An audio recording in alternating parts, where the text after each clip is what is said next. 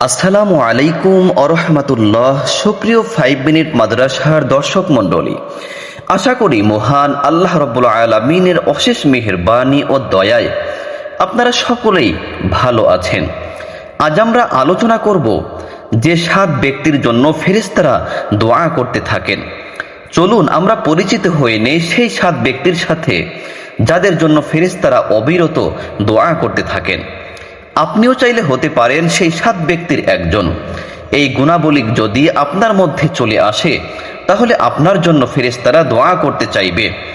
আর মনে রাখবেন, ফেরেশতারা যদি দোয়া করে তাহলে আপনি নিঃসন্দেহে একজন দিনদার নেককার হিসেবে পরিণত হবেন এবং রব্বুল আলামিন আপনার জন্য হাসর নাসর কিয়ামতের পর জান্নাতের ফয়সালা করে দিবেন। সুবহানাল্লাহ। নম্বর 1, অজু অবস্থায় ঘুমানো ব্যক্তি। রাসূল সাল্লাল্লাহু আলাইহি ওয়াসাল্লাম বলেছেন, যে ব্যক্তি পবিত্র অবস্থায় ঘুমায় তার সাথে একজন ফেরেশতা নিয়োজিত থাকে।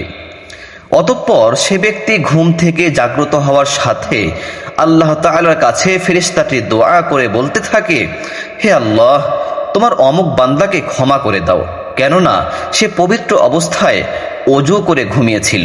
সুবহানাল্লাহ। নম্বর 2, সালাতের জন্য অপেক্ষারত ব্যক্তি।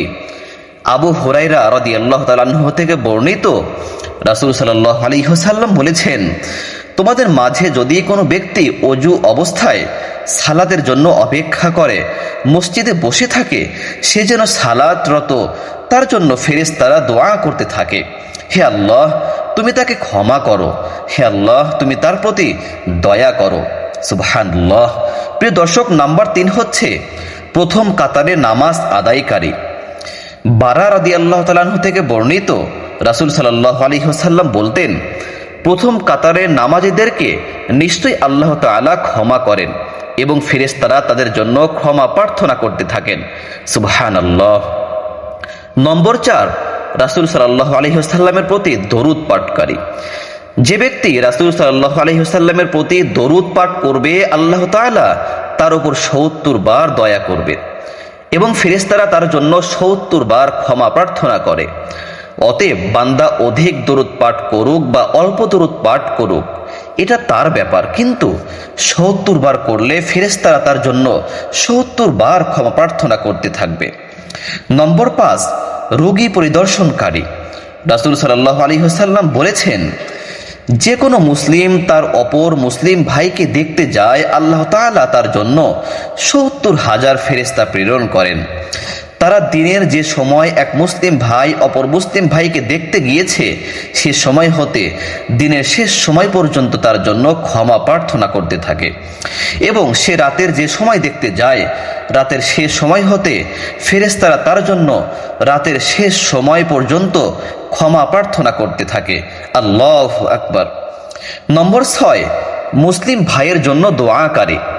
রাসূল সাল্লাল্লাহু আলাইহি ওয়াসাল্লাম বলেছেন, কোনো মুসলিম তার অনুপস্থিত ভাইয়ের জন্য দোয়া করলে তা কবুল হয় এবং তার মাথার কাছে একজন ফেরেশতা নিযুক্ত থাকে।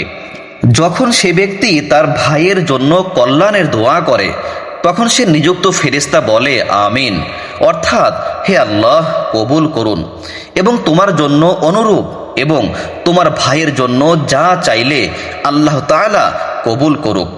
নম্বর 7, কল্যাণের পথে দানকারী। রাসূল সাল্লাল্লাহু আলাইহি ওয়াসাল্লাম বলেছেন, প্রতিদিন সকালে 2 জন ফেরেশতা অবরত থাকেন। একজন বলেন, হে আল্লাহ, দানকারীর সম্পদ বাড়িয়ে দিন, আর অপরজন বলেন, হে আল্লাহ, যে দান করলো না তার সম্পদগুলো বিনষ্ট করে দিন। তাহলে বন্ধুরা, আমরা কি এই 7 ব্যক্তির মতো হতে চেষ্টা করতে পারি না? অবশ্যই পারি। এর কোনো শর্তই তো এমন কোনো কঠিন শর্ত নয় যে আমরা তা পালন করতে পারবো না বা পালন করতে অনেক বেশি কষ্ট হবে।